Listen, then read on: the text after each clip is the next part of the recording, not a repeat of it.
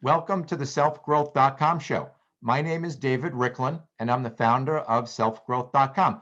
Today, we'll be discussing the power of Reiki for healing the mind, the body, and the spirit. To help us understand this topic, I'm excited to interview Shihan Roberta Barnes. Make sure to listen closely. We're going to be sharing a lot of information today.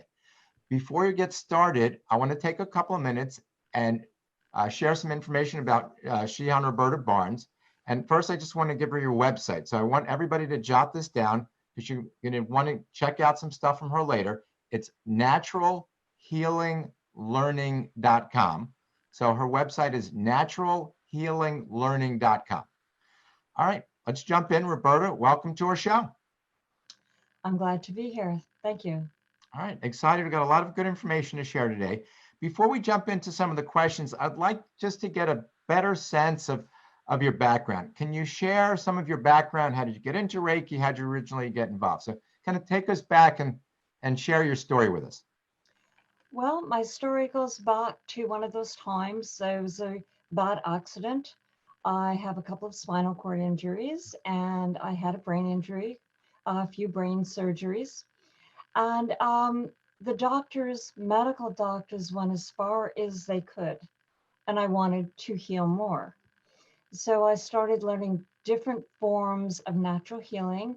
And then in the 1980s, late 1980s, I discovered Reiki.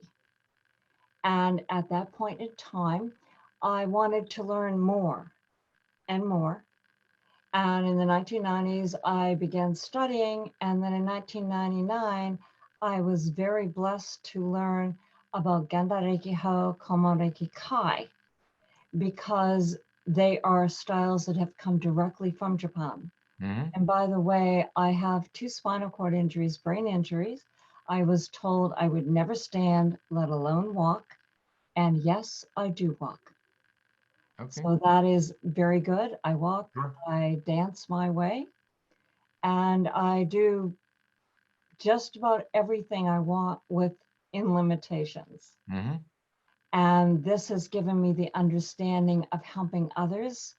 And on my journey through healing, the universe has blessed me to learn things so that I have an understanding of other people's injuries and simply allow Reiki to flow. All right. I like it. We're going to delve a little bit deeper into some of the things that you mentioned that you're involved in.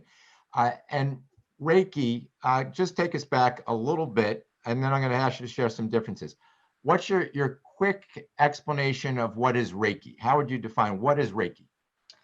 Okay, that number one, Reiki is just a word, a Japanese noun, but it is commonly used to describe Usui Reiki Yoho. And Usui Reiki Yoho is a practice that Mikao Usui founded in 1922. And it uses this beautiful piece of universal energy that we have come to call Usui Reiki. And that flows through a person whose pathway has been opened, and it brings the balance and harmony that heals. And it heals mind, body, and spirit together. So there is complete healing. All right. Well, I'm going to delve a little bit deeper into some of this with you. So you mentioned a few things. First, we're talking Reiki, Usui Reiki Yoho. Can you differentiate those three? What's the difference between those three? Or people sometimes use them interchangeably? Tell us a little bit more about it. Yes, I do. In today's world, we have a tendency to shorten everything. So many people simply say Reiki. Mm-hmm. I like to say Usui Reiki Yoho because over the years, there are some forms of Reiki that honor the practice that Mikao Usui founded in 1922, and some things called Reiki do not. In 2002, there were over 300 styles of Usui Reiki Yoho around the world. So it's rather the first thing anyone does is they say, what style of Reiki do you practice? Mm-hmm. And that is why, and as again, I say Usui Reiki is the piece of universal energy, which is the vibrations of unconditional love and harmony Um, One description of Reiki, if we shorten it, within each life form is an inner healer. Usui Reiki is like this powerful engine that attaches to the inner healer, and it speeds it ahead and keeps the train on track. All right. Well, let me delve a little bit deeper into this. So this universal, this is healing energy. Mhm. Uh, if you're working with somebody and you're using the Reiki practice, what's your involvement and their involvement? So how does this work? Okay, a person comes to me for a healing session, is what you're asking? Yes. Okay. Yep. They come to me for a healing session, and they sit on what is now used is massage tables. Mika Osui did not use them, but we use them today. Okay. And my people sit on the edge. I do a Japanese technique. Hmm. And if they are able, they lay on their back, and I begin at the head. And my hands tell me where to put my hands. As I move over the body, their body tells me, vibrations from their body tells me what is out of balance and not harmonic. And wherever I feel that, my hands stop. I feel Usui Reiki flowing through my hands. And when the cells, the atoms, have taken all the energy they can hold at that time, Usui Reiki stops flowing. And then I just move on. And if the person is able, they go over onto their stomach, if not on their side, if not at all, just totally on their back. But it's a matter of covering the entire body from head to toe. And wherever the need is, my hands rest. If a person does not want to be touched, and of course, there are places you just obviously don't touch, but if they don't want to be touched, it doesn't matter because you hold your hands anywhere from an inch to 4 inches above, and Hmm. Reiki still flows to wherever it is needed. All right. Can you gave us some examples earlier of the impact that Reiki had on you. What are some of the things that you've seen? What kind of impact does it have in terms of healing capability, whether it's physical, mental, spiritual? What are some of the things that you've seen in people that you've worked with? I've seen all that, and it will never cease to amaze me. I always know that Usui Reiki heals amazingly, but people come to me with very extreme injuries, and I see them healing very fast. There are just so many different ways that people can heal that I couldn't begin to list them. Myself, about 10 years ago, not paying attention to the ice in Maine, I slipped and broke my arm, my wrist, and it healed faster than anyone expected. All right, And so also, Reiki flowed, so it didn't totally take the pain away like prescription pain medication, but it buffered it to the point where I didn't have to take pain medication. all right, so obviously you've had a lot of powerful experiences and you've seen a lot of powerful experience with this. So I want to take you through some other things relative to the world of Reiki so you can educate us a little bit more. Okay. So one of the things I've heard of is this Gendai Reiki Ho and Kameo Reiki Kai. What are the purposes of these practices? Or can you tell us a little bit about them? Gendai Reiki Ho was created by Hiyoshi Doi Sensei. I say sensei because he was my teacher and he's an honorable teacher. He joined the Usui Reiki Yaho Gakkai in 1993. That is the original society that Miko Usui founded. And Gendai Reiki Ho, it translates as modern Reiki method for healing. Hmm. And it isn't new and improved because you can't improve universal energy. It's this beautiful piece that can't be improved. But what it is that he's taking the ways of Miko Usui as he learned through the Hmm. Gakkai. Um, Only members of the Gakkai know what happens in the Gakkai, and he was a member. But regardless, um, he also learned some styles of Usui Reiki that had bounced back from other parts of the world to Japan. So he's saying this is the way to use this beautiful piece of universal energy to weave into your entire life to bring balance and harmony to all. So, And okay, go Koma, ahead. Koma Reiki Kai is basically the same. Hyakunin Sensei did not join the Gakkai. He's a Buddhist monk. And they both learned from people in Japan that have only two teachers between themselves and Miko Usui, the founder. So it's what they learned is very pure. It hasn't been altered. And what they teach is how people today, in today's world, can weave this into their entire life. So it's interesting because when I think of Reiki practice in terms of what I typically think of one person working on another, but it sounds like this is a practice you can also use and develop on yourself to heal yourself. And that is where it starts.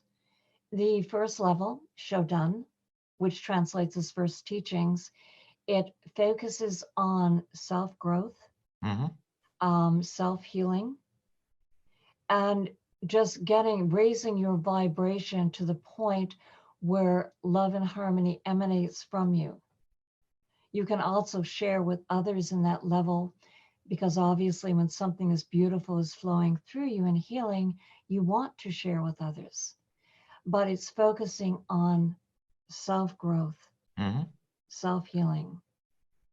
It is, as Hyakunin would say, it is spiritual healing and it is healing art. And my hands are in gasho right now, but that is a way of honoring. But that is how we think of it. And that is the most important step, is starting with yourself. All right. I want to talk a little bit. You mentioned Mikao Usui a number of times, and I know he worked with these symbols. Can you tell us a little bit about those symbols and how many symbols did Mikao Usui create? And tell us a little bit about. Okay. In my Shodan manual, there are over 17 pages of history, so I won't go into that at all. But just very simply, through very deep, deep meditation and fasting, after he had attained enlightenment, Miko Usui opened to a piece of universal energy. That piece we now call Usui Reiki. That was in 1921. 1922, he began teaching because he felt he'd been blessed with something so beautiful that it wasn't right for him to keep it to himself. He wanted to share. So he started teaching in 1922. 1923 was the earthquake, and people really started hearing about him. And 1925, he had a lot of people coming to him that couldn't understand energy without something visual to connect it to identify it. So that is when he developed 3 symbols. Okay. Just 3. And those 3 cover so many things that you don't need anymore. Later, no one knows exactly who, but later they developed the 4th symbol, so that the 4th symbol is 1 + 2 + 3 = 4. Usui Reiki, that works. Mathematics, it does not. All right. Now, these symbols, are these something that you're looking at, you're meditating on? When I think of the symbols, I think of it something visual. They are visual, but they're training wheels. Okay. They are used to help students. Most of my students, they're not introduced to the 2nd level. And the 1st level, you're really focusing on feeling energy. Yosen Riken Ho is the technique where you feel inharmonic vibrations and harmonic vibrations. And that's what you're focusing is on, feeling. In the 2nd level, the 3 symbols introduce you to go deeper into the practice. Okay. And most people say, do we have to use those? And no, you don't have to. They're just training wheels. Okay. And the 3rd level, the 4th symbol is introduced, but you also learn to transcend all training wheels before you move on to the 4th level, which is teaching. All right. I want to go on to a different topic. So my understanding, there are these some words that you learned, three important words that you heard from Doi Sensei and Yakutin Sensei at the Usui Reiki 2002 International Conference that had some impact on you. Can Yes. you share what those words were and tell us a little bit about it and why were they so important? At the conference, Usui Reiki Yahoo 2002 International Conference in Toronto, Ontario, there was a technique. There were 80 of us from all over the world, and Yakuden Sensei, Doi Sensei shared a technique. And on break, I'm a very curious person, and I'm always asking questions. Mm-hmm. So on break, I went over to, they were together. Doi Sensei does not speak English. Yakuden Sensei does speak English. Mm-hmm. And Okay. so I asked him, I said, if I use this technique on this particular challenge, I was thinking very Western at that time. And I said, would it hurt that person? So they talked back and forth in Japanese, and I don't speak Japanese, so I have no idea what they said.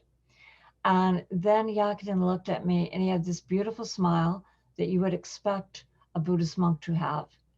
And he said the three most powerful words I have ever heard. He said, trust and Reiki. And that is what it is. That is what is in the manuals that I write. In all my classes, I tell my students, trust and Reiki. Because the one beautiful thing, this beautiful piece of universal energy we call Usui Reiki, Mm-hmm. it comes with universal wisdom. And that's why it flows to the core of the atoms in need. And it only flows as much as they can take, and then it just stops flowing. And also, if a person, for whatever reason, does not want to receive Reiki, and their inner self says, no, thank you, the universe says yes, and it will not flow to them. Right. So Okay. it's very nice.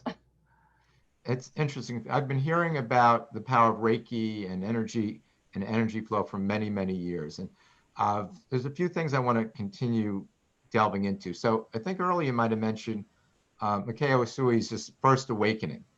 So what was that first awakening? So I'm assuming there's a first awakening led to a second awakening. Tell us a little bit about this. And then my understanding is it led to an original spiritual practice called this healing art. So kind of take us through what had happened, and then how you incorporate some of these things into what you do. Okay, Miko Soy was born into a country that was at peace at that Mhm. time. Right. And he was a very intelligent man and insightful. And all his life, he was looking for the greatest purpose in life, not his greatest purpose, the greatest purpose. Mm-hmm. And he had a wife, two children. And as the children grew up, he that is when he had his first awakening. And his first awakening was to accept what is. And he accepted, I have not found the greatest purpose in life. And to do that, the only way to do that is to go to be a Zeki, which is a monk who does not live in the temple, and the Zen Buddhist temple. Mm-hmm. And he went into the Zen Buddhist temple every day, no days off, every day practicing meditation and the readings, etc., under the Buddhist masters for 3 years. So it was his first awakening that led him to do that. It is accept today, accept what is. If it's a great day, accept it. If it's a stinky day, accept it. Right. And from that point, you move forward. Mm-hmm. And it was after the 3 years that he still had not found. And then he went to one of the Buddhist masters and said, I still have not found what I'm looking for. And it translates as die once, but that gets a little confusing because what it means is a spiritual death. It means let go of what is And the way to do that is to go into deep meditation. Mm-hmm. Different people have different times, different days that he was meditating. Different people say different places, and it really doesn't matter. All we know is he did go into very, very deep meditation while fasting, and he opened to a piece of universal energy. And the important thing is, before he did this, he also attained enlightenment. And once he attained enlightenment, he was without ego at all times and in all places. That is why you will never meet any Reiki teacher that will say, oh, gee, what I teach is better than anyone else. I'm better, or mine's the best in the world. You don't hear that with Reiki, which is very nice. So let me step you through now. Interesting. So I get what he'd done. Very interesting. Now, how do you incorporate some of the things he experienced and he learned into what you do? He was the one that when he was meditating, it was 1921. And when he came back to the Zen Buddhist temple, he asked the nun to go into town and get mulberry paper, very expensive paper. And he brushed, we would say right, but brushed the kanji, and it's for the gokai. And the gokai with your hands in gasho Mm-hmm. every morning and evening, any time of the day actually, you say from your heart. Your heart is your place of true knowledge. And you say, the best way to translate is I let go of anger. I let go of anxious worry, fretful worry. I give thanks for what I have. I do my business with diligence, and I extend kindness to all. The symbol of that is called the Gokai, which also translates to 5 principles, 5 precepts. And the very shortened version of that, which was repeated often in the early days, was just no anger, no worry, give thanks, work hard, be kind. Right. And that is the key to health and happiness. Oh, that's interesting. So really, he's gained insight and these teachings that you've incorporated into who you are, and you teach people to adopt as well in Yes, terms of it as part of who they are. And yes, as you adopt these teachings, and I get it, so as you adopt these teachings, it's going to bring you, it will bring you a different level of kind of inner peace and happiness and inner health, and it all ties together. So it sounds like he kind of brought everything together for you, and yes, and that's what you do in terms of your teaching. Would that be a good assessment of? yes. And one step further, as both Joy Sensei and Yakinen would say, it helps you to uncover the true universal you, Mhm. not the you that other people tell you are, but you, the true you, to connect with the true you. And okay, I get it. And the teachings, as you mentioned it, those core teachings are kind of the key to health and happiness. Can you repeat those? Can you just one more time share what those are? So I think you said there's 5. 5, just 5. And Take us through they're that very again. short lines, very short lines. It's just the easiest way to say in our society is to let go of anger and to let go of fretful worry, to give thanks for what you have, to do your business with diligence, and to extend kindness to all. And what you started with is for just today. Mm-hmm. Today, just for today only, I let go of anger. I let go of fretful worry. I Mm-hmm. give thanks for what I have. I do my business with diligence, meaning anything you're doing, whatever you're doing at that moment, Mm-hmm. put 100% into it Right. and extend kindness to all, even if it's just a kind word. But it's the today is meaning at this present moment. Mm-hmm. And that is what it's all about. Every present moment, you follow those 5 precepts because your life is but a collection of present moments. Yeah, I see that, people tend to, a lot of people tend, they're worrying, they're fretting, they're worrying about the past of what they've done, they're worried about the future, and people frequently forget to live in the present. And what's interesting for me as we're going through this discussion is typically I think of Reiki as the healing process. But from what you're telling us today and what it sounds like is this, there's a lot of these spiritual practices that you teach that have been really passed down in terms of overall Reiki practice. And it's not just the healing portion, but it's practice as a kind of a way of being, of life. And is that an accurate assessment? That is that is totally correct, because that is, each level takes approximately 12 hours because of all the exercises and all the techniques, and there's even a meditation in each one to help you actually feel the energy that is flowing through you. And it's also good to note that Usui Sensei, he never gave healings, he gave blessings that healed. Right. Okay. What's interesting about a lot of these practices, as you mentioned, it's one level. I tell people it's one level to know and hear what they are. It's a whole nother level to learn to incorporate them into your practices and who you are and what you do. And it sounds like one of the main things that you do when you work with people is you teach them how to incorporate these practices into who they are. Exactly, because each person is unique. Each moment is unique. Mhm. Every challenge that a person has in their mind, their body, their spirit is unique.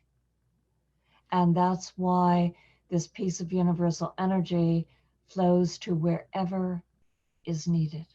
All right, there's a few other things I want to cover, but before, can you give out your website? So for people who want to hear and learn more about what Roberta does, you can go to the website. Can you give out the website one more time here? Okay, of course, it's www, and then it's naturalhealinglearning.com. And lowercase, all words run together. Okay, naturalhealinglearning.com. All Yes. right, a couple of other things I want to cover. Uh, people Reiki, I've heard of people Reiki, but I've also heard of this concept of animal Reiki. What's the difference between people Reiki and animal Reiki? The only difference is the life form receiving. Usui Reiki flows to all life forms. The only difference between allowing Reiki to flow to a dog or a person is that you want to make sure that the dog is okay with you putting your hands on him. But no, there's no difference. Okay, you probably want to make sure the person's okay too. That's true too. Yes, that is one thing that I always tell my students, that if someone is saying they're hurt, it's very rude to just walk up and put your hands on them. Right. Yep. You But don't do that. That's too rude. yeah, there's probably a different way with people and with animals. But Yes. so I know you do a lot of work with people. You train people on this. You work with people. What can you give us a little more detail about what you do for people that are interested in Reiki and learning more? What do you do as you work with people? Take us kind of what options are available to learn with you? Okay. Of course, my website, this people look at my website, they say it's text heavy, but it's just a hint of what is in the manuals I write that are for my students only, or I teach in class. Mm-hmm. And I teach all four levels of both Genda Reiki Ho and Kamo Reiki Kai. On my website, on the classes and workshops page, I list the currently scheduled classes. But at the same time, when people contact me and say, well, my life schedule doesn't work with those, then I work with that person, and I often teach private or semi-private Mm-hmm. classes. And if someone is coming from another state, then I work with them because they have to obviously stay at motels and whatnot. So I work with people so that they can fit the learning into their life schedule. But I don't cut back on the 12 hours because it is important for them to go through all the exercises. And any people that are close enough to drive, once a month, I have a Kyokai, which is a gathering. Mm-hmm. And at the gathering, we do mawashi, which is a circle in which everyone exchanges usuri reiki. And we do shodan, which means every individual is on the table and that all the other people have their hands on, allowing Reiki to flow. And I give a Japanese technique that I learned from Doi Sensei and Yakuden Sensei, so that their pathway to Usui Reiki is kept clear, so that Usui Reiki flows through very purely. And what is pure is strong. And I also put out a newsletter once a month, and always open to any questions. All right. So sounds good. So just want to repeat, to find out more about her or contact her, it's naturalhealinglearning.com. And obviously, you've been living this. You're the embodiment of a lot of Reiki practices, and these are things you want to share with people. So anybody who wants to really delve in more deeply into understanding Reiki and incorporating Reiki practice in their life, definitely naturalhealinglearning.com. Check out Roberta. Before we finish up, just want to say any final words for our audience today.